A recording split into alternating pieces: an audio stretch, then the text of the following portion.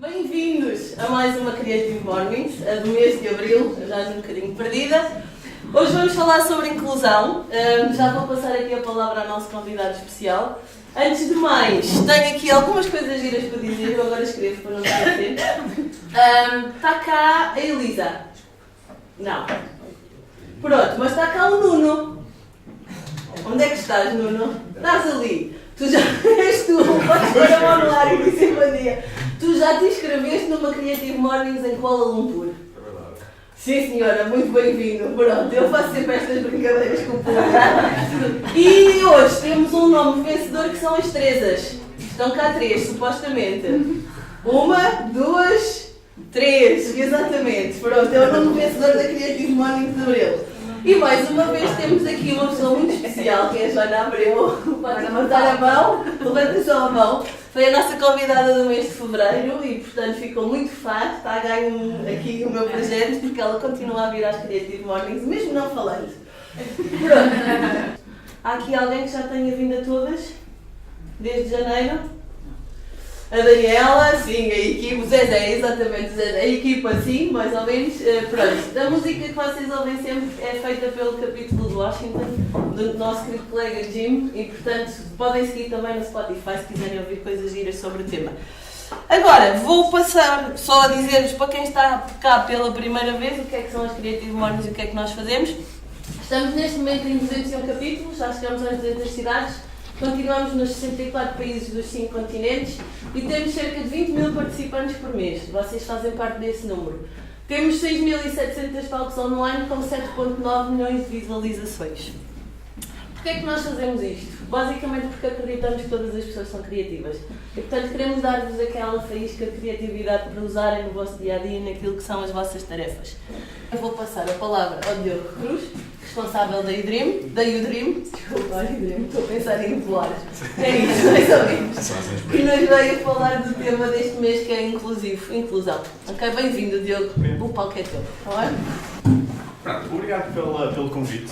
Não conhecia, tenho que ser sincero, mas de facto é algo que entusiasma muito e que faz-nos sentir um bocadinho que estamos num mundo acerta para aquilo que vamos falar até, que é um mundo um bocadinho mais feliz, um mundo um bocadinho mais coeso. Portanto, eu vou tentar ser o mais sucinto possível, ok? Mas se eventualmente tiver a ultrapassar muito tempo, vocês façam aquele tipo de questionários comuns, tipo... Eu faço. Assim, e eu em 10, 15 minutos paro, tá? Ok. Pronto, eu vou começar pelo início, né? Quando o meu pai conheceu a minha mãe, eles apaixonaram-se. Normalmente quando um homem e uma mulher se apaixonam, pronto, eu nasci, basicamente. E quando nasci tive uma vida muito normal, muito comum, muito feliz. Uma das coisas que eu mais me recordo é o meu pai sempre foi uma pessoa que era fantástica a trabalhar a questão da responsabilização. Era uma pessoa que estava sempre estável, estava sempre a trabalhar a hora, estava sempre com aquela palavra muito de consciencialização. E a verdade é que ele não era uma pessoa muito emotiva, portanto não era daquelas pessoas de dar abraços, ou de dar beijos, ou de dizer que gosto de ti, mas sempre foi uma pessoa que me ensinou a importância de assumir aquilo que está na nossa vida como se decidimos, se levarmos até aqui, então temos de ser responsáveis pelo que fazemos. Ele teve 2, 3 empregos para poder pagar a minha educação e a do meu irmão. Teve uma vida extremamente difícil no início, mas sempre me ensinou isso. Isso veio muito comigo. Então eu fui uma criança muito responsável. De vez em quando estava mal, acho que é suposto, toda a gente fazia, foi muitas vezes expulso da sala por estar só a fazer estupidezes. Mas a verdade é que a responsabilização, a consciencialização sempre foi um tema para mim, sempre esteve muito presente. E portanto a minha infância foi uma infância normalíssima, super feliz, como qualquer um de nós. Ou como espero eu que qualquer um de nós esteja nesta sala. E a verdade é que quando entrei no meu 10º ano, eu tive um problema grave de saúde, tive tuberculose com campo pleural e fiquei cerca de 50 dias internado em ambiente hospitalar naquilo que era, segundo os médicos, um caso terminal, não havia nada a fazer. Eu não soube disso nunca, a minha mãe esteve muito presente nesses dias, aliás, nos 50 dias que eu estive internado no hospital, todos eles foram sem comer, todos eles foram sem poder beber, era só com gases e pequenas gotas de água nos lábios, porque estava sempre sujeito a graves cirurgias e nunca sabia exatamente quando é que eu tinha que fazer uma última cirurgia que acabou por acontecer, onde tiveram que me abrir para conseguir retirar todo o pus que eu tinha nos pulmões e isto foi tudo a sangue frio, portanto foi uma fase extremamente difícil da minha vida. Há muitas coisas que eu não me recordo exatamente, portanto, dos 50 dias eu sou capaz de lembrar 4, 5 cenários, 4, 5 exemplos mais delicados, mas há uma coisa muito importante para mim que eu nunca vou esquecer, que é em todos esses dias a minha mãe nunca saiu um único dia da minha vida, portanto foram 50 dias sem ir a casa, foram 50 dias a comer o que o hospital nos dava e foram 50 dias sentados numa cadeira ao lado da cama onde eu ficava com os pés de fora, porque não havia sequer condições para ter uma cama na pediatria para um miúdo um bocadinho maior do que 1,5 m. E portanto, esta querida senhora, também ela pouco mais de 1,5 m, extremamente franzininha, de repente ganhou uma força inacreditável para em 50 dias estar sempre lá para o filho, única e exclusivamente porque estava com medo do que pudesse acontecer e sabia que se estivéssemos juntos naquela viagem ela era um bocadinho mais fácil. Ensinou uma beleza da resiliência. Então foi um dos principais valores que eu tive na minha vida. Acho que quando nós temos alguma coisa que amamos verdadeiramente, loucamente, até uma forma quase que nos faz sentido, ganhamos uma força sobrenatural. E foi essa força que a minha mãe me ensinou. Então, eu com a experiência que tive, decidi criar uma organização que ajudasse crianças a concretizar sonhos, a acompanhasse crianças em estado de saúde complicado, tal e qual como os meus pais me tinham ensinado que se faria sentido fazer. Entrei na Faculdade de Economia do Porto, na altura não sei muito bem porquê, mas acho que era o sítio mais bonito ou mais, que estava mais na moda. Então lá me candidatei, whatever. Conheci 6 ou 7 estudantes de Economia que tinham todos uma coisa muito comum entre eles, que era a coragem de fazer alguma coisa diferente. Então decidimos criar uma associação na Faculdade de Economia do Porto, investigação, dinheiro, ROIs e PIBs, etc., que acompanhava crianças em estado de saúde complicado e concretizava os seus sonhos. Nós, feitos NAPs, fomos apresentar a direção da faculdade e a primeira coisa que eles nos disseram foi: vocês têm certeza que não querem entrar em psicologia? Não, mas isto nós queremos fazer um modelo de negócio social, que tem impacto social. Pronto, então, olha, vão à associação de estudantes e façam parte do departamento de voluntariado, pronto, e nós, acho que não acreditamos muito bem no que eu estava a dizer e continuamos a nossa história. E, portanto, tinha tudo para correr bem. Conhecer crianças, que estavam numa fase mais complicada e concretizar os seus sonhos. Era algo bonito, era algo que tinha impacto, era algo que qualquer pessoa ficava emocionada ao ver. Então, e correu mesmo muito bem, no início. Só que foi no início. Porque depois, eu, brilhante na altura, decidi, mas isto agora, lindo era fazer Erasmus também. Enquanto criámos uma associação, fazer Erasmus ao mesmo tempo. Então, os meus dilemas na altura eram: primeiro, em que McDonald's é que eu vou para ter net? Para conseguir ficar até mais tarde, porque nós não tínhamos net em casa na Polónia também, é algo espetacular. E depois, como é que eu crio uma associação, não é? Tipo, é fácil, é só ir a algum sítio e alguém me abre uma associação. Só que é preciso dinheiro. Como é que a gente arranja dinheiro? Podemos inventar um cartão de sócio, cada um de nós dá 5, 10 euros e arranjamos descontos e o dinheiro que estamos a dar é-nos recompensado através de descontos. É boa ideia. Então, cada um de nós juntou 5, 10 euros e lá criámos a U-Dream, com o nosso próprio dinheiro, sem os nossos pais querem fazer a ideia e estamos a perder tempo com estas coisas. No meio deste cenário, uma das coisas mais difíceis para mim foi quando eu decidi que isto ia acontecer, ponto final. Houve muitas pessoas que acreditaram, mas passado 3, 4, 5 meses, quando o trabalho começou a apertar, quando não era só estar com crianças, mas era criar mecanismos de centralidade, as coisas não foram iguais, as pessoas não estavam tão presentes. E o meu primeiro verão, eu fui explicar aos meus pais o que é que eu queria fazer e disse-lhes que precisava de ajuda. E a verdade é que os meus amigos que tinham dito que iam criar a Dream não estavam lá, porque tinham de ir de férias para não sei onde, tinham os festivais, tinham não sei o quê, e de repente eu estava perdido depois daquela magia toda do início dos sonhos. E a primeira coisa que os meus pais e o meu irmão me disse foi: cuidado, é melhor desistir, porque tens a faculdade, e além disso isto é um hobby, é muito bonito ajudar outras pessoas, é extremamente bonito, faz sentir mesmo muito bem. Mas é uma segunda opção, é um cenário secundário, não tens de te preocupar com a tua carreira. E a verdade é que isto não fez grande sentido. Quando eu vim de Erasmus, já com a Dream ali meia manca, mas ao menos já tínhamos uma associação na hora, já tínhamos contabilidade organizada, que é uma coisa, na altura assustava-me imenso. Eu conheci o Luís e foi das coisas mais importantes da minha vida. O Luís era uma criança, um gurno autêntico. Quando eu conheci o Luís, aquela família era muito complicado para mim. Convidaram-me a ser padrinho do Luís, uma criança que a gente estava a acompanhar na Dream, que tinha cancro no fígado. E quando conheci o Luís, para além de encontrar um menino que era com 14 aninhos, era o verdadeiro gurno, pronto, as calças debaixo do rabo, não é? Tipo, aquela comunicação toda. Tinha uma família completamente descontextualizada. A mãe estava formada por invalidez desde muito cedo, portanto, o Luís tinha 2 irmãos, a irmã tinha idade mental de 5 ou 6 anos, apesar de ter quase 20. E a família nem sequer tinha condições para ter ela canalizada em casa. Era uma situação mesmo muito delicada.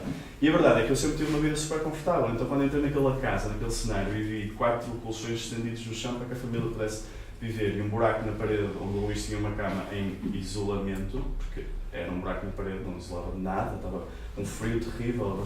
Eu lembro-me da primeira vez que abri a porta do número de moscas que saíram da casa e que eu não sabia não sabia o que sentir naquele momento. Estava muito. onde é que eu me vou meter? Como é que eu consigo ajudar de uma forma tão estruturada uma família, não é? E a verdade é que, com coisinhas muito simples, eu tive a sorte de Luís gostar de jogar FIFA e de Kizomba, que eram duas coisas que eram muito queridas para mim na altura. E, portanto, foi relativamente fácil chegar a ele através disso. E a verdade é que depois construímos uma relação mesmo muito bonita. Eu percebi que ele gostava muito do Ricardo Quaresma, estava sempre a falar do Ricardo Quaresma, todas as coisas na PlayStation eram do Ricardo Quaresma. Então o que nós fizemos é chamámos os Super Dragões lá em casa. A dimensão populacional da casa deles dá para mais ou menos 6 ou 7 pessoas, ou 2 pessoas Super Dragões. E, portanto, quando entraram 2 pessoas nos Super Dragões, não entrou mais ninguém, pegaram no miúdo e trouxeram cá para fora. Foi mesmo fixe, a família estava num ressentimento mesmo. Não sei, era um bocado estranho, que é tipo, parecia que o Papa tinha vindo à Terra, ou eu falo na Terra, o Papa tinha vindo à Oliveira do Douro, e que era uma cena tipo de outro mundo, não fazia sentido nenhum. E para nós era tipo, sabe, são pessoas que são mais conhecidas um bocadinho, mas são pessoas normalíssimas, não é? Carne e osso, e de repente entra o Ricardo Quaresma. E aí acabou tudo. Num bairro social, em Oliveira do Douro, onde estavam todos os vizinhos, a ver o que é que estava a passar, quem é que será a polícia, será alguém. E de repente entra o Ricardo Quaresma com uma bola assinada, portanto, sem meinha, calça também da canela, todo estiloso, né, camisa aberta, sem tudo, uma coisa espetacular, a malta ficou doida. E a família de Luís deu um passo atrás e começou a chorar compulsivamente porque aquilo estava a acontecer. Se era para a TVI, se era o quê? Se era a CMTV. E a verdade é que só fizemos aquilo porque sim, porque nos pareceu correto, porque pareceu que era importante para eles. Passado mais ou menos meio ano, a doença de Luís melhorou, ele foi para a escola, só que muito pouco tempo depois regrediu. E quando regrediu a doença, o Luís ficou sem casa. Era uma casa legal, portanto, aquela era uma ilha, tinha imensas casas no mesmo sítio e nem sequer tinham canalizado, não havia condições para viver. E a verdade é que quando nós descobrimos isto, foi um impacto muito grande, porque o que é que nós fazemos agora? Fazemos o segundo sonho, mas o segundo sonho é lá uma casa, mas como é que nós, miúdos, estudantes universitários, sem um mecanismo de sustentabilidade nenhum, ou achar que tínhamos um mecanismo de sustentabilidade que era menos a de trocos, como é que nós procuramos uma casa, uma criança? Eu não sei muito bem explicar como, mas aconteceu. Portanto, durante 3 dias esta família foi para um hotel 5 estrelas e nós arranjámos uma casa relativamente pertinho, remodelamos a casa toda, tivemos 3 dias, 80 macacos ali enfiados a pintar, uns pintávamos cima dos outros, uma confusão tremenda, metemos a casa com pelador por causa da umidade, arranjamos, pintámos com os nomes e as caras deles nas paredes, as mensagens, os valores deles nas paredes, para ter pelo menos um sítio deles, um lar pela primeira vez. Desde camas até sofás, pagámos um ano a renda da casa, enchemos aquilo com frigoríficos, com eletrodomésticos, com comida. Eu não sei mesmo como é que a gente inventou aquelas todas. Eu acho que era o pai de um amigo que fazia, o pai do outro arranjava. De repente tínhamos uma casa com um lar lindo, depois eu posso mostrar depois o vídeo, um lar completamente lindo para aquela família. Quando eles chegaram, achavam que vinham dos 3 dias de férias, não é? E que era um bocadinho um boost, uma coisa emocional para eles estarem felizes, e não. Era só pelos vidinhos de vela, de 2, 3 dias, que era para a gente poder construir a casa quase do zero. E isto ensinou uma coisa muito especial, que foi, quando nós queremos, não ensinou-me não, a minha mãe já me tinha ensinado e relembrou-me, quando nós queremos mesmo muito uma coisa, nós conseguimos fazê-la. E portanto isto foi o reflexo de que não há um limite para onde os nossos sonhos e o nosso impacto pode ter e pode terminar. O Luís acabou por falecer e isto foi das coisas mais difíceis da minha vida, porque nesse momento eu senti que éramos completamente impotentes, porque depois de tanta coisa, tanta magia, de tantos sonhos, o que é que mudou, não é? Porque a criança acabou por falecer. E isto foi uma das fases mais difíceis da minha vida. Eu fiz vários disparates depois disto, porque não estava a saber emocionalmente lidar com isto. Pouco tempo depois, não só o Luís faleceu, como mais 3 crianças faleceram na altura do inverno muito rigoroso. Eram 3 crianças com paralisia cerebral e elas não conseguiam dizer que estavam a sentir que estavam com muco, e a verdade o que aconteceu é que já estavam com pneumonia num grau muito avançado e acabaram por falecer. E depois desta história do Luís ter acontecido, a forma como eu vivi isso foi muito diferente da forma como todos os meus colegas na eDream viveram. A maior parte dos estudantes na eDream, quando isto aconteceu, sentiram que não fazia sentido nenhum o que eles faziam, o que nós fazíamos. Sentiam que era desnecessário, que era colocarem-se numa experiência tão difícil, tão de sofrimento, que não compensava. Tudo aquilo que eles estavam a viver era injusto, porque eles tinham dado do seu tempo, dado das suas energias, para não mudar nada, para não ter resultado nenhum, porque a criança faleceu na mesma. E isto ensinou-me uma coisa muito, muito importante e acho que marcou muito, que foi: nós assumimos a coragem de empurrar estes estudantes para o voluntariado, para ações difíceis, para experiências sociais fortes, mas não sabemos cuidar deles. Porque depois, quando eles não conseguiram concretizar aquilo que era importante, não conseguiram mudar a vida, não conseguiram salvar vidas, eles sentiram que não fez sentido, não deviam ter feito. Então nós não estamos a cuidar dos sociais, nós não estamos a desenvolver líderes sociais, nós estamos a comprar as experiências sociais. Então foi aí que deu uma grande vontade de desistir. Mas obviamente se eu estou aqui é porque não é essa a mensagem que eu também queria passar e obviamente que não desistimos. Nós percebemos foi que quando os nossos pais, as nossas mães nos ensinaram estes valores, a resiliência, a coragem, quando eles nos ensinaram isto, eles não perderam, não é? Eles não nos entregaram a responsabilização e ficaram sem ela. Eles multiplicaram-na para nós. Então a verdade é que sempre que nós colocamos um estudante universitário numa experiência social, tivemos a capacidade de cuidar dele, nós não vamos ficar mais fracos, nós vamos estar a multiplicar esse impacto por todos os estudantes. Então nós precisamos estarmos a olhar para o impacto social de uma forma diferente, de uma forma errada. As crianças e as famílias que nós acompanhamos são extremamente importantes e é lindo ver o impacto que hoje eu tenho na vida da família de Luís, depois de ele ter morrido, e o número de vezes inacreditável que a mãe dele nos liga, só para poder manter o Luís vivo, para falar um bocadinho. E também é muito importante que todas as vezes em que eu falo, eu tenho o privilégio de falar para pessoas, contar a história do Luís, porque a mensagem dele, aquilo que ele me ensinou, vai para o coração de outras pessoas e provavelmente, espero eu, um bocadinho da vida de outras pessoas também. E isso é manter o Luís vivo.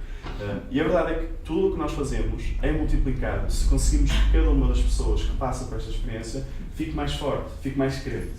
Então a eDream mudou sendo exatamente a mesma.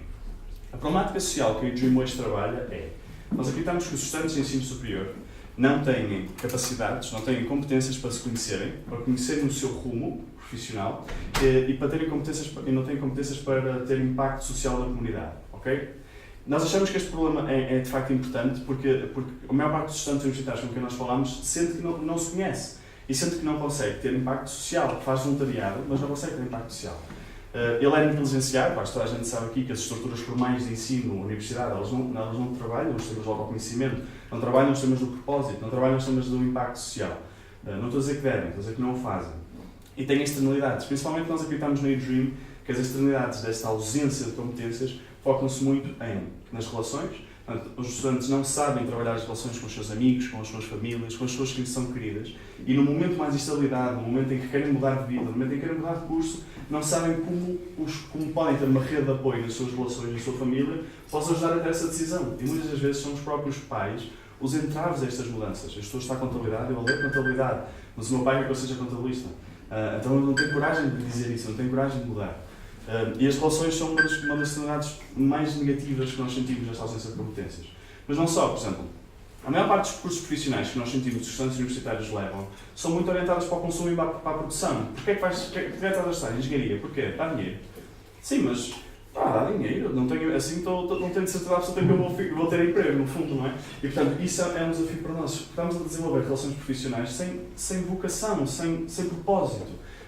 E obviamente na comunidade as pessoas quando sentem que devem ter algum impacto fazem voluntariado, mas não aproveitam as suas capacidades para ter um impacto especial na comunidade que os rodeia. O facto de serem pessoas mais organizadas e de conseguirem ajudar eventualmente uma associação a ser mais organizada, ou têm uma grande capacidade de comunicação e terem a possibilidade de comunicar a sua experiência e a sua história para muitas pessoas e inspirá-las.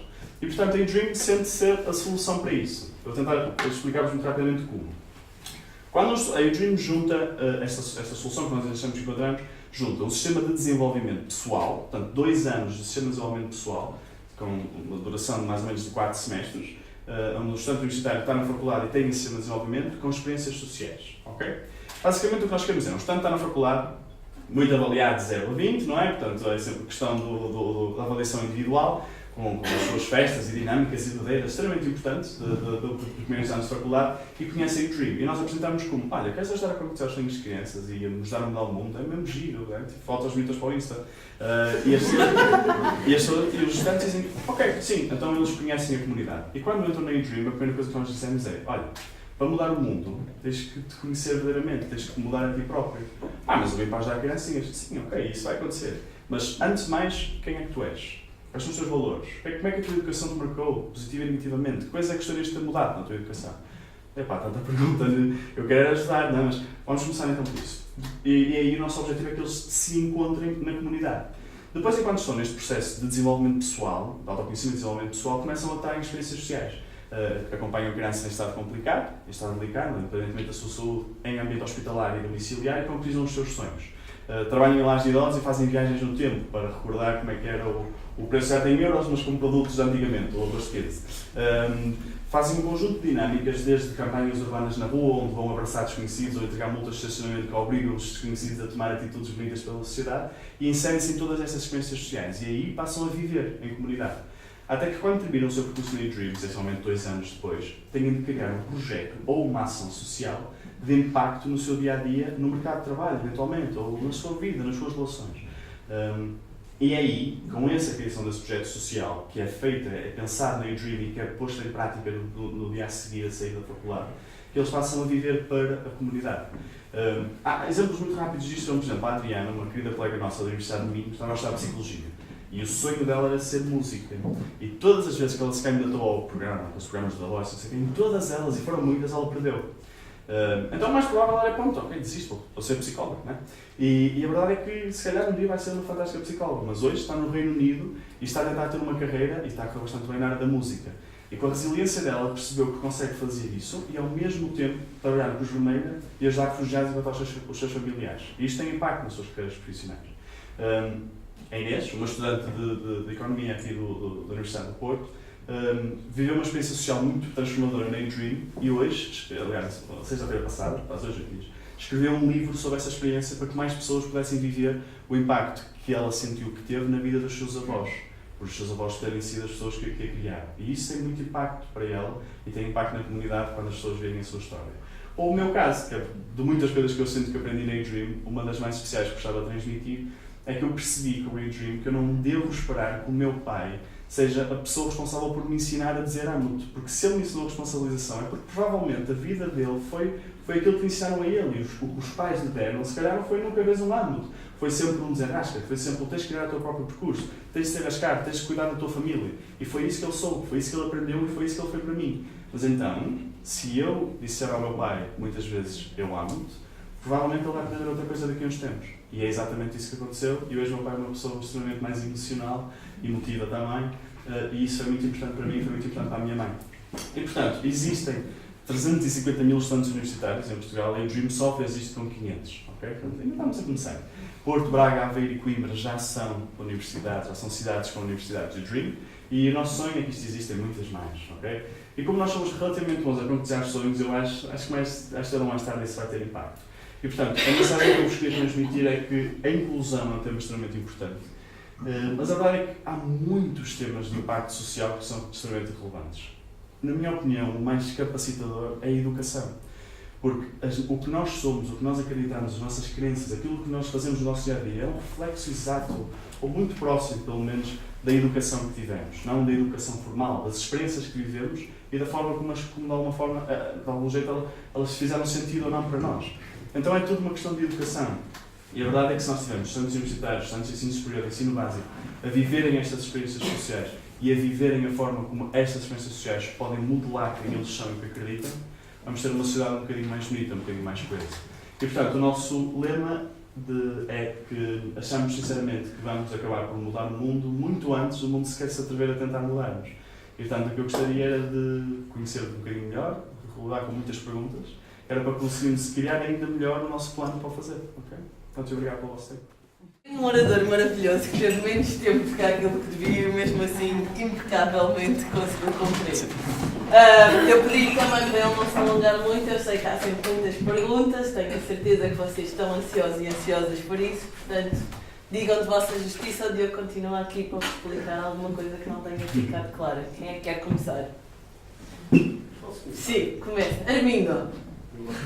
Eu peço sempre para vocês terem o vosso nome, para se conhecerem. Diz. Eu tenho uma pergunta, que são duas. A primeira é como é que cresceu, como é que surgiu a eDream e perceber qual foi... Estavas ao telefone comigo, ele já cantou.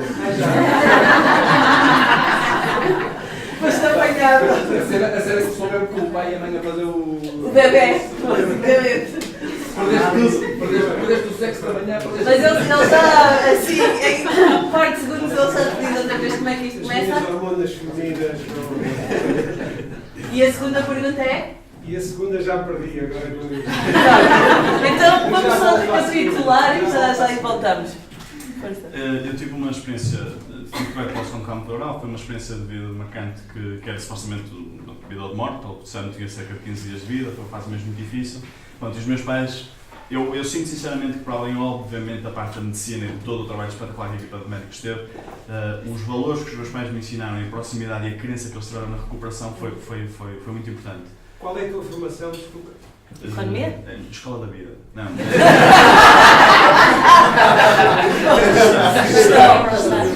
Estamos.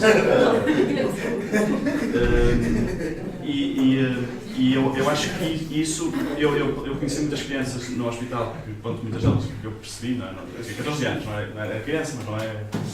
E percebi que elas acabavam por falecer e que não passavam muitas das vezes dos momentos mais difíceis, especialmente que aquilo era mesmo a pediatria das urgências, tipo, a parte mais delicada mesmo. E eu via que havia muitos pais que estavam super esperançosos mesmo, tipo, que era. Eu lembro perfeitamente de uma história de um pai que estava a chorar compulsivamente cá fora, foi o meu pai que me contou, porque queria oferecer um panico de chocolate à criança e não tinha dinheiro para fazer. E o que o meu pai me disse foi, um homem trabalha uma vida inteira e tem um filho nesta situação e não tem dinheiro para comprar um panico de chocolate. Mas qual é o sentido disto, não é? Por amor de Deus, eu sei que há existem coisas muito piores, mas este sentimento de a família pode efetivamente ser um catalisador muito grande para qualquer recuperação. Da mesma forma pode ter a educação. E foi isso que me motivou a querer ajudar outras crianças e outras famílias que se calhar não tivessem tanta sorte como eu tive. Sim. Quem és tu? Sou a Helena, a primeira vez que estou aqui. Ok, bem-vinda. A minha pergunta é como é que é feito esse desenvolvimento direto no início com os estudantes? Então, é um percurso de 4 semestres, cada um deles tem um conjunto de objetivos, missões individuais e projetos finais que os estudantes integram para passar ao semestre seguinte. Por isso é possível que um estudante que na faculdade reprove, portanto, faz o percurso todo, vai às aulas todas, mas depois acaba por não desenvolver aquele que é o expectável para aquele semestre e volta a repeti-lo. Como primeiro momento as nossas formações são especialmente técnicas e trabalho em equipa, porque nós sentimos que o estudante entra sempre com uma mentalidade muito individual, entra sempre a querer, das entrevistas são sempre os maiores da rua deles, e portanto os CVs têm tipo 2 páginas e não dizem nada, e portanto há uma avaliação muito individualista disso. E portanto a primeira coisa que nós fazemos é trabalho em equipa, quais são os papéis da liderança, quais são os papéis de cada um deles na equipa, como é que conseguem organizar-se para aproveitar as melhores capacidades uns dos outros e perceber quais são as limitações do seu conhecimento. E tem formações técnicas orientadas para aquilo que fazem na UDream. Temos 4 departamentos, relações externas e financeiras, portanto a equipa comercial e financeira, relações humanas, a equipa que acompanha principalmente as crianças em estado de saúde mais complicado, normalmente são da área da medicina, da área da ciência social, psicologia, depois temos os recursos humanos e o marketing. E cada uma destas áreas tem formações técnicas, negociação, formações de luto, thinking styles, liderar pessoas, no primeiro semestre. No segundo, portanto, aqui tudo bem, toda a gente parte, super feliz, todos a mandar para lá porque já sabem negociar e falar em público. No segundo semestre, autoconhecimento. Esta é a parte mais difícil normalmente. Os estudantes são convidados a pensar melhor acerca da sua educação, têm que criar aquilo que nós chamamos as rodas de autogestão, onde partilham algo que os marcou muito na sua vida e de que forma é que isso não lhes permite serem pessoas mais felizes, têm que construir as suas limitações de desenvolvimento pessoal. Nós fazemos muitos desenhos e muitas coisas inspiracionais, onde o resultado acaba sempre por alguma coisa que falta e como é que eu ativamente consigo trabalhar isso. E o objetivo é sempre conhecer-te e desenvolver-te. Portanto, este mecanismo é muito orientado na questão da mediação cognitiva também, e portanto o objetivo é que isto seja, nós, a equipa da UDream Portugal, sejamos os facilitadores do maior conhecimento destes estudantes.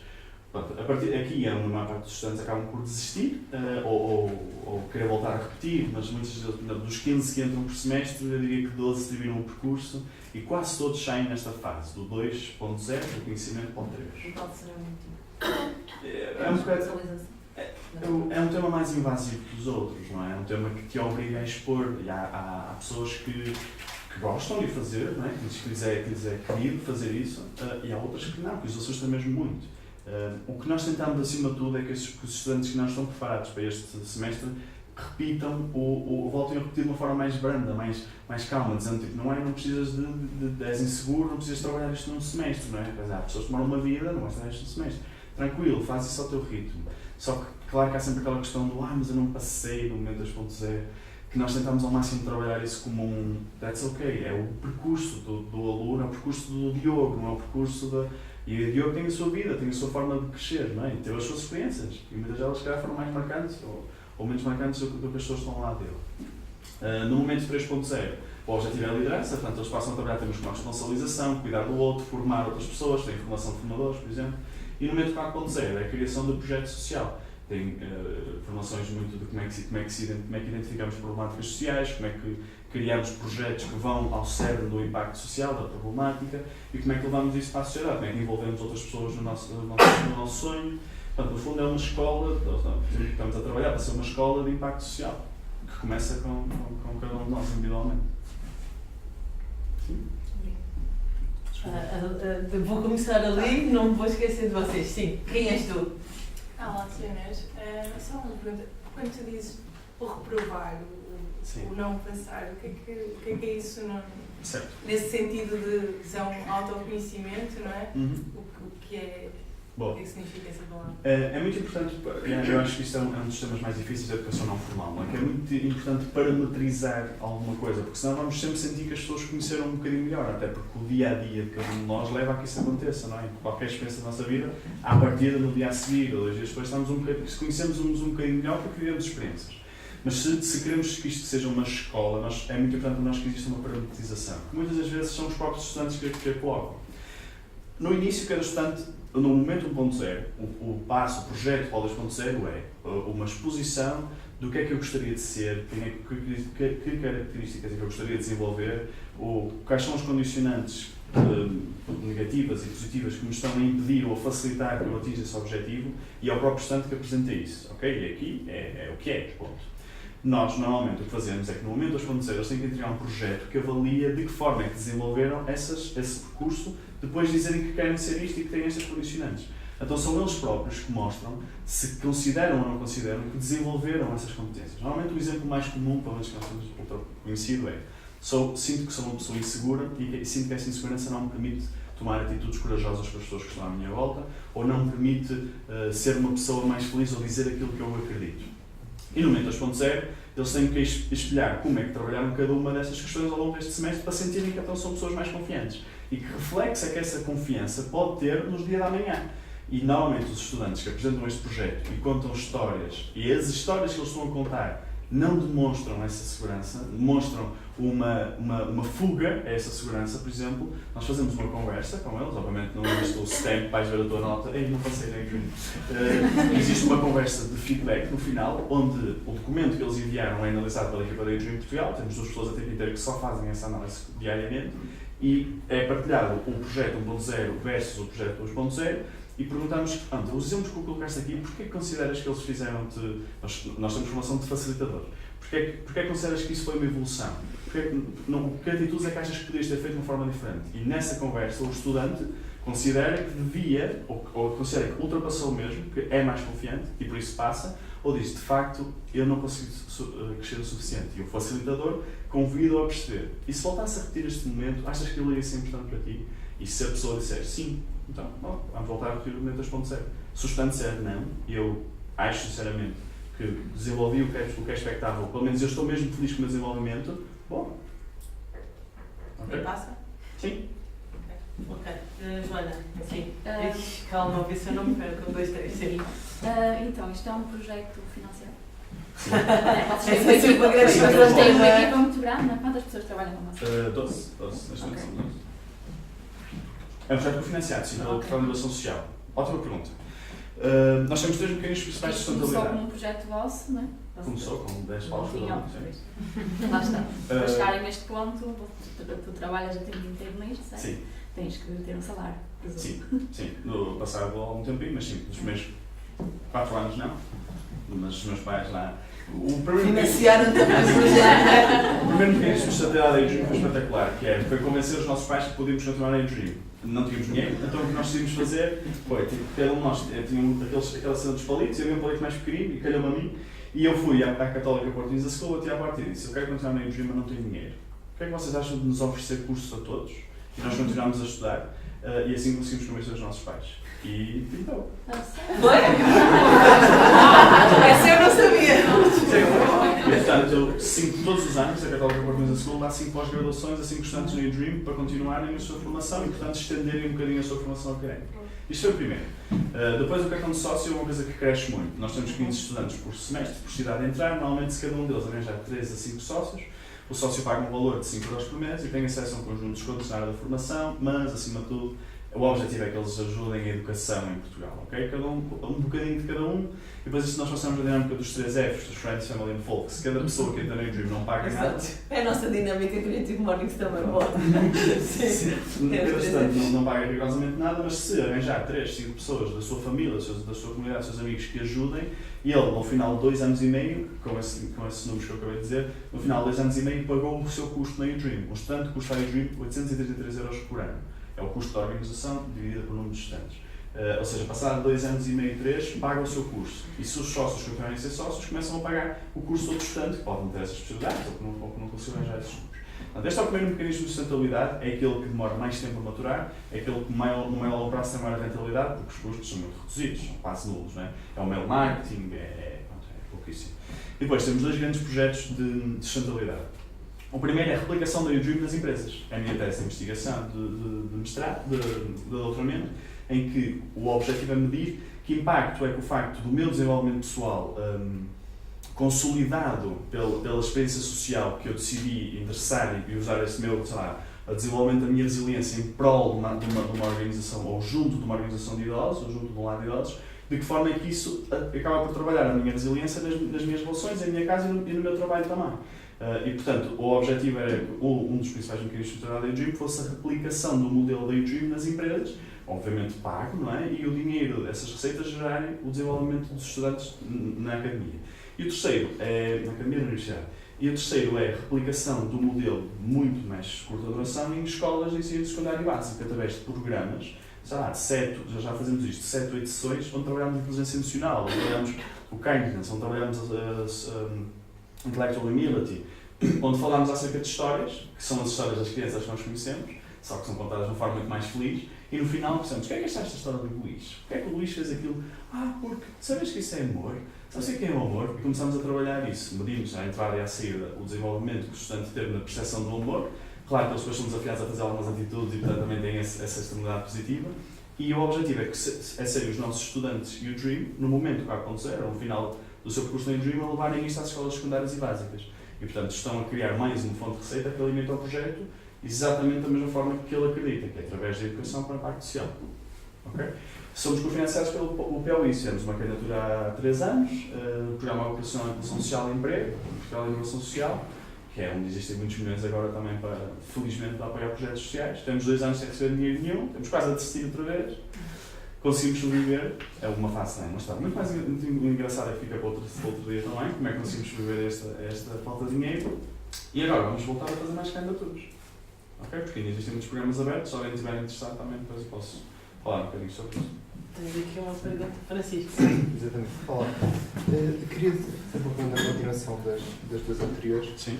Não destas 2 anteriores, que tem a ver com esse momento 2.0, Sim. com também com aquilo que falaste na apresentação do impacto inicial de então mas não íamos ajudar criancinhas e agora aquilo. Eu queria te perguntar qual é que é a tua percepção sobre esse choque ou essa mudança de percepção do que é o Udream, que depois talvez leva à desistência. Ou seja, acho que as pessoas desistem mais por medo, mais por desvalorização, mais por sentirem que estão se calhar a ser impingidas de alguma coisa, não sei, queria só perceber um pouco se isso é valorizado ou não. Bom, faz todo sentido. Eu acho que se nós tivermos a humildade e a seriedade em dizer que a educação é de facto a metodologia que nós acreditamos que pode mudar o mundo, nós temos que perceber que se os estudantes universitários não tiverem nenhuma experiência de vida de morte, não tiveram uma mãe, um irmão que perderam, que foi difícil, à partida é-lhes difícil perceber que a motivação para ajudar outras pessoas tem que ser algo muito maior do que eu sentir-me bem comigo próprio por estar a ajudar. Mas se não viveram essas experiências, eu sinto que pode ser difícil para os estudantes perceberem efetivamente, a sentirem. No entanto, é fácil de explicar a qualquer pessoa, olha, queres ajudar? Sim, quero ajudar, porque não? É giro, fica bem, quero ajudar. Mas como é que eu te explico numa entrevista, ou se nem todos os estudantes percebiam isto da mesma forma, de pronto, então antes de candidatares, há uma coisa muito importante, tu és humilde para cresceres, tu tens falhas, não tens? Quais são as tuas falhas? queres vir trabalhar as tuas falhas connosco? E, portanto, essa atitude, esse convite, e digo isto porque nós efetivamente, já o experimentamos, é muito mais ameaçador. E parece que isto houve uma altura em que nós fazíamos uma congregação muito parecida com essa e tínhamos uma coisa muito engraçada, que era, não tínhamos candidaturas nenhumas de rapazes. Era uma coisa fantástica, não é? Os homens são medricas, moral da história. Basicamente é isso. Não tínhamos, não conseguíamos, não chegávamos. Isso não é para mim. Tá, isso é muito giro, mas eu já faço voluntariado ali na... Pronto, isto acontecia.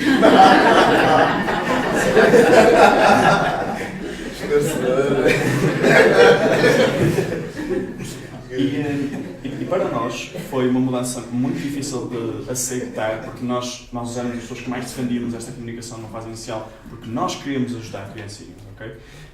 E foi difícil para nós conseguir perceber que a forma mais genuína era de lhes dizer antes, há uma oportunidade aqui de ter impacto, acredita em nós, na nossa metodologia. E tens formações mesmo muito fixe, tanto bem, vais crescer, vais desenvolver coisas com muitas muito fixe, até vais arranjar emprego mais fácil, de certeza absoluta com isto. E enquanto o fazes, vais estar a ajudar crianças, ok? E portanto, os estudantes entram nessa viagem. É um trabalho muito difícil no início, lhes fazer perceber que, pronto, agora calma e vamos falar acerca de educação, vamos falar acerca da tua vida, vamos falar acerca dos teus pais. Não digo para todos, mas para uma parte muito significativa é uma coisa ameaçadora. E o maior desafio, na minha opinião, é como é que nós vamos conseguir que isso seja muito claro para todas as pessoas para conseguirmos escalar o projeto, que é provavelmente uma das maiores ameaças para a U-Dream. Eu acredito sinceramente que quando cada um de nós perceber que limitar o nosso próprio conhecimento, limitar as nossas próprias crenças é aquilo que nos impede de ser mais felizes, vai ser mais fácil. Mas isso é uma mentalidade que vai demorar muitos anos a construir. E portanto, o que eu acho que pode mudar a U-Dream, no fundo, é como é que nós conseguimos comunicar que quando tu ajudas alguém, estás a conhecer-te melhor. Quando tu encontras histórias que te consciencializam para que de facto és uma pessoa até com muita sorte na tua vida, isso é um privilégio fantástico e mais privilégio do que ele é se consegues aprender e crescer com isso. Acho que é um dos maiores desafios, sinceramente, daí acho que é uma questão espetacular. A forma como nós temos conseguido fazê-lo é de convidar os estudantes a virem mudar o mundo de uma forma muito subjetiva, holística, mágica, inspiradora e depois começar a afunilar à medida que o tempo passa para isso são ações do dia-a-dia. E mudar ações do dia-a-dia é mudar crenças. E mudar crença faz internamente, com cada um de nós de uma forma diferente. E é um desafio muito grande. Estava ali uma pergunta, estão ali dois atrás. Só de vez nome. O meu nome é São Pedro, olá Nuno. Pedro, é isso. Olá Nuno. Gostei bastante do vosso conceito. É muito giro ver vocês a trabalharem esta parte, essencialmente pela parte da educação, porque é a base. E é importante a sociedade toda ir beber disso. Isto é, a parte das empresas é interessante. Eu queria perceber duas coisas. Queria perceber como é que vocês fazem os próprios 2 anos, quem é que faz a formação? Isto é, quem são os formadores que vocês têm que fazem essa comunicação com as pessoas? A equipa da U-Dream Portugal. A equipa da U-Dream Portugal, e quais são já não são estudantes? Não. Deixaram de ser estudantes? São das várias competências que tu falaste, recursos humanos, médicos? Sim, são três pessoas que fundaram a U-Dream e 9 que passaram pelo percurso da U-Dream, os 2 anos, e foram trabalhar connosco com a U-Dream Portugal. Interessante. E outra coisa, vocês falaste num projeto internacional. Em que sentido? Que este conceito está replicado em outros países? Esse é o sonho. É o vosso sonho. Sim. É o vosso sonho, isso que eu queria perceber. Porque aqui eu vejo, obviamente, que existe aqui um tema interessante, que é como é que vocês chegam a essas crianças. Não há uma bolsa de crianças para esse tipo de coisas. Vocês vão ao IPO? Sim, nós trabalhamos diariamente no IPO, não diariamente, mas trabalhamos no IPO. Nós, basicamente, sempre que para abrir uma U-Dream é preciso existir um financiamento inicial relativamente curto, só para o período de formação, existirem estudantes universitários com vontade de mudar o mundo, se não tem nada a ver com currículo, não tem nada a ver com médias, tem a ver com disponibilidade e capacidade para... Exatamente. Tem a ver com caráter, que é as nossas áreas de intervenção. E tem parcerias. Normalmente essas parcerias somos nós que fechamos, mas basicamente sempre que há um U-Dream numa cidade, temos que ter pelo menos 4, 5 parcerias de sinalização de crianças. Portanto, desde a Associação de Paralisia Cerebral, local, do hospital, são mais casos agudos, eventualmente, IPO, não sei que o IPO só existe. Porque o IPO tem aquelas equipas de todos voluntariado. Sim, nós somos uma delas. Uma delas? Sim, tem o Cruz Vermelho a acreditar de que é preciso contra o cancro e o Dream. Ok, queria perceber isso. Onde é que vocês tinham que estar muito bem identificados para as instituições para terem acesso a essa... Sim, por exemplo, em Braga não há, e os centros que nós acompanhamos é a Associação Prazer Cerebral de Braga, o Hospital de Braga e a Salus Life, que é um centro terapêutico para crianças. Eu também coloco aqui um desafio que achei muito interessante, porque eu sou pai e também e tenho filhos mais ou menos da vossa geração, e que te digo que a primeira coisa é eles agradecerem aquilo que têm. E portanto isso faz parte de um processo de tu partilhares, e a partilhar é tu partilhares não com uma obra de caridade, mas com uma forma de viver. Sim. E essa é uma atitude. Por isso que eu digo atitude. Tem muito a ver com isso, certo? Sim. Esta é nós pais precisamos ser reeducados. E esse é um desafio interessante para fazer. Super. Qual é a questão mesmo? Está A questão está respondida. Mas fazer o desafio é este. Olharmos para educar também os pais. Sim, educar quem educa. Sim. Mais acima. Boa. Okay. Não ver para baixo só. Sim. E ver acima, porque os pais também precisam fazer esse papel. Sim. Muito bem. Ali atrás. Nome? Marta. Ok, Marta, bem-vinda. Qual é a pergunta? Eu percebi a parte do impacto, e parabéns. Não percebi muito bem a parte da inclusão social. O que é para vocês a inclusão social e como é que a estão a fazer? Acreditando ser bastante mais leigo no tema da inclusão do que na educação, eu acredito que a forma como nós incluímos é através da valorização da diferença.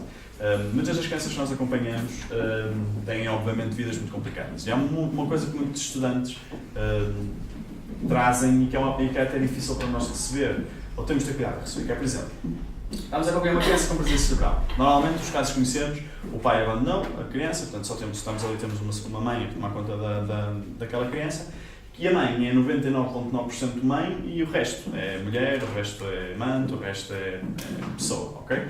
Porque a vida toda dela, desde o momento em que agora também vai adormecer dia após dia, é de cuidar daquela criança só. E o que acontece é que muitas das vezes, quando os nossos estudantes acompanham esses casos, estamos numa reunião de equipa de sonho e há um estudante que diz: olha, nós precisamos de oferecer psicólogo à mãe. Porque aquela mãe, valha-me Deus do céu, aquela mãe está sempre a esquecer do... Como é que era o exemplo? Era do fato bem da filha. Está sempre a esquecer do fato bem da... A Cláudia é presidente da Dream Porto.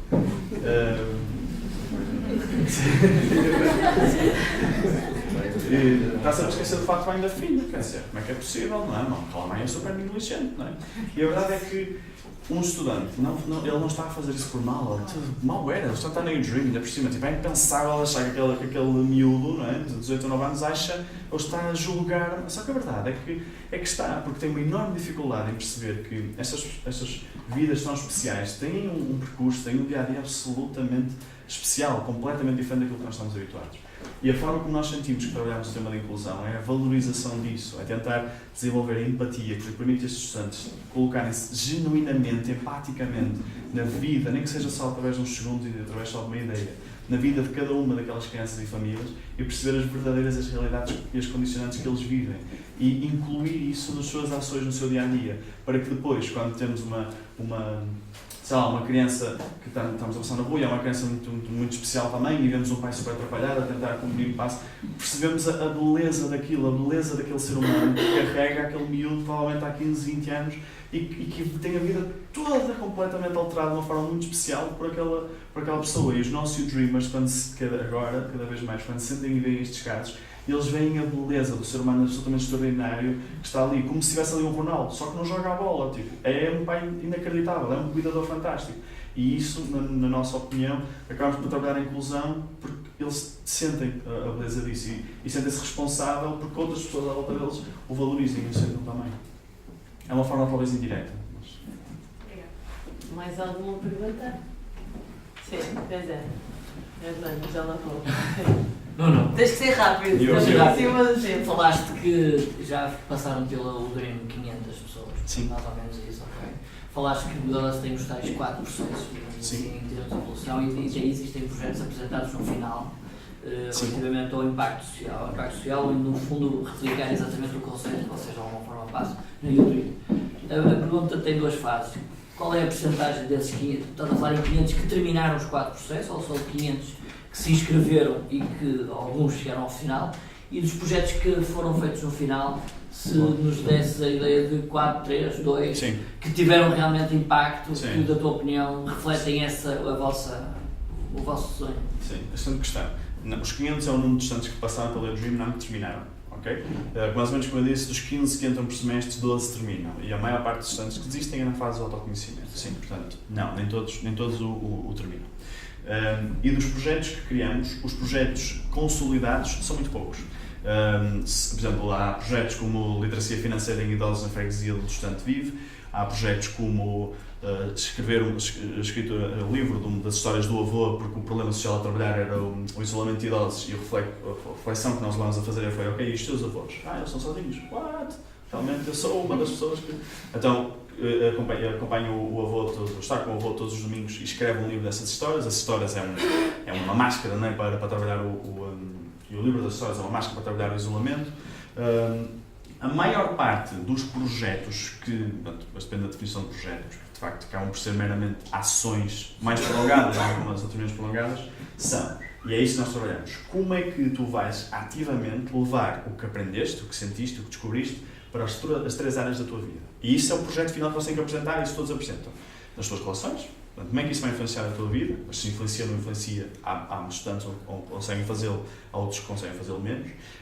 E como é que eles trabalham na tua relação profissional? Que vocação é que tens? Que propósito profissional é que desejas atingir? E a comunidade? E como que impacto pode ser na comunidade? E, portanto, eu queria responder com 2 fases também. Esta é a primeira. E, de facto, nem todos os resultados são tão otimistas como aqueles que nós acreditamos na U-Dream.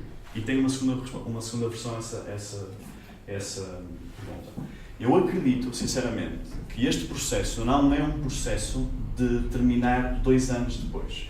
Eu acredito que a principal mudança que a gente fez foi no inconsciente desses estudantes. E que mais tarde ou mais cedo, e não é muito tarde, nas ações que cada um destes estudantes vai ter e ver na sua vida, vai haver alguma coisa, um bichinho estranho que eles não vão saber mensurar nem chamar nenhum nome, que está neles, que no reflexo de uma pessoa que não tiver estas crenças, no reflexo de uma organização que não partilha estes valores, eles vão se sentir isolados, vão se sentir distantes. E a primeira coisa que lhes vai à cabeça é: eu sou responsável por mudar, não é eu até logo, é eu sou responsável por mudar um bocadinho isto. E quando tiverem um filho, quando conhecerem os filhos de outras pessoas que são importantes na sua vida, eles vão olhar e vão pensar: foi uma atitude mesmo de dreamer. E isto vai estar no coração e nos valores de cada um deles. E, portanto, o que eu acredito sinceramente é que esta inspiração que lhes fica de uma forma se calhar muito holística e muito esotérica na sua vida, vai ter reflexos nas suas crenças, e por isso vai ter mais tarde mais reflexos no seu dia-a-dia. Isso é aquilo que eu acredito, sinceramente. Ok, vou só ali. Sim, deixem-me só ir por ordem. Ele e o Hernani, depois passo aqui 2 anos. Sim. Eu queria perguntar se, quando acontece um contexto de morte de alguém, ou quando alguém sai, disso, uma relação entre as pessoas que estão a trabalhar em conjunto, qual é o impacto que isso tem na U-Dream e como é que vocês lidam com isso? A resposta politicamente correta, o que nós fazemos é: temos as formações de luto, temos as reuniões de feedback em relação a esses momentos. A coisa, e isso é verdade, isso acontece efetivamente, eu acho que é um bocadinho da proteção que nós podemos ter em relação a esses assuntos mais difíceis. O que eu acredito também, e eu acho que a resposta que devo dar, assim, que é que faz mais sentido, é que quando estes estudantes entram nesta comunidade, a verdade é que eles têm muitas parecenças entre eles, nem que seja a questão de todos acreditam que querem mudar o mundo. E estão todos sentados muitas horas em salas a falar acerca de como é que isto pode acontecer. Então cria-se uma união, um sentimento de pertença muito grande entre eles. E essas atitudes fazem com que tu possas ser quem quiseres ser. Isto é um clichê, mas é mesmo genuíno. Se nós vemos uma festa, por exemplo, isso é extremamente engraçado, se nós vemos uma festa da U-Dream, tipo um jantar, que depois tem um bocadinho de bebida, tu vais ver cada palhaçada inacreditável que é aquele miúdo a ser como ele quer, e a dançar em cima da mesa, e a roçar-se todo, porque é aquilo que é importante para ele. E vais ter, e isto é muito engraçado, vais ter alguns estudantes que vão olhar e vão pensar, tipo, aquele rapaz é muito diferente, não sei o quê. E, passado um semestre, estás a ver exatamente esse estudante a fazer isso uns com os outros. Portanto, eu acho que a coisa mais bonita que nós ensinamos às pessoas é: tu podes ser quem tu queres ser, mas o mundo às vezes está um bocado distraído. Portanto, vamos ser quem tu queres ser aqui, neste grupo, e vamos perceber, vamos trabalhar a confiança, vamos trabalhar a significância que isso tem em cada um de nós. E depois de o fazermos, vamos perceber, já viste, agora o mundo é que está mais preparado para ti, está mais preparado para te receber. E portanto, vai à comunidade e mostra o quão bonito é ser especial, é ser estufo. E eu acho que isso é a melhor forma de trabalhar cada uma das percas, cada uma das desistências que nós temos no U-Dream. É que ao colocarmos vários U-Dreamers na comunidade, eles vão se proteger uns aos outros, mas vão se ficar responsáveis uns pelos outros. Uma das dinâmicas que eu gosto mais no U-Dream são estas pulseiras. Esta pulseira diz o amor é a resposta. E basicamente quando nós trabalhamos o tema da resiliência, o tema do well-being, o tema do kindness, cada um de nós termina com duas pulseiras. Uma é aquilo que nós mais sentimos que temos em nós, o nosso superpoder, ok? E outra é aquilo que nós precisamos e gostávamos de trabalhar mais um bocadinho e que era importante para nós. Levamos uma no pulso, aquela que mais queremos trabalhar, e levamos uma na mão, aquela que mais trabalhamos e mais temos em nós. E a primeira missão que temos é entregar essa pulseira a alguém que sentimos que precisa desse valor para ser uma pessoa mais feliz. E a verdade é que se formos à Universidade de Minho hoje, por exemplo, vamos a uma carrada dessas pulseiras e vamos saber que cada uma daquelas é um estudante que precisa trabalhar o seu bem-estar, precisa trabalhar o seu kindness, precisa trabalhar a sua social intellectual, whatever. E portanto, isto está-nos a ensinar a proteger-nos e a cuidarmos uns dos outros. Eu acho que isso é um mecanismo sustentável, no fundo, de impacto. Ok, antes de passar à próxima pergunta, eu sei que há mais duas perguntas, deixem-me só fazer duas coisas, que é quem precisa de sair, e eu já percebi que alguns de vocês precisam de sair, estejam à vontade. Essa é a primeira. A segunda é, voltamos a 17 de maio, aqui no mesmo sítio, fazemos 6 anos e vamos ter surpresas para vocês. Se tiverem que ir, sintam-se à vontade, ok? Vou passar aqui, nome. Sara, ok. Olá, Deus. Diz-me uma coisa, tendo em conta que vocês têm muitas assistências ao longo do processo e que chegam ao final, e como tu disseste, muitos projetos criados são, se calhar, um bocadinho inconsistentes ou pelo menos não sustentáveis a longo prazo, como é que vocês medem a taxa de sucesso dos vossos projetos? Certo. Nós estamos neste momento a trabalhar esse tema. Como eu partilhei no U-Dream, eu acho que a principal dificuldade para nós foi nós queríamos muito ajudar muitas crianças, depois ajudamos muitos idosos, depois ajudamos o ambiente, depois ajudamos tudo mais alguma coisa. E estávamos genuinamente preocupados em fazê-lo. Então vendemos mal. Vendemos na perspectiva de marca e vendemos na perspectiva de projeto social consistente com mensuração de impacto. E o último ano foi delicado para nós por causa disso. A maior parte dos prémios que nos candidatámos perdíamos, todas as pessoas diziam: vocês não têm grande dificuldade em identificar o vosso problema social, vocês têm grande dificuldade em ter um projeto transformador. E a verdade é que nós ficámos tristes com isso, porque tipo, estás a brincar? Então, mas anda cá, mas é preciso vir cá para ver e sentir, porque se não vier cá não estávamos a conseguir medir. E o último ano foi exatamente para isso. Então todas as candidaturas que fizemos, todo o financiamento que buscámos foi para medir impacto. A forma como vamos medir isso, e foi por isso que me candidatei a doutoramento, foi para conseguir desenvolver esse tema mais cientificamente e obrigar-me a ter tempo mesmo para que isso aconteça.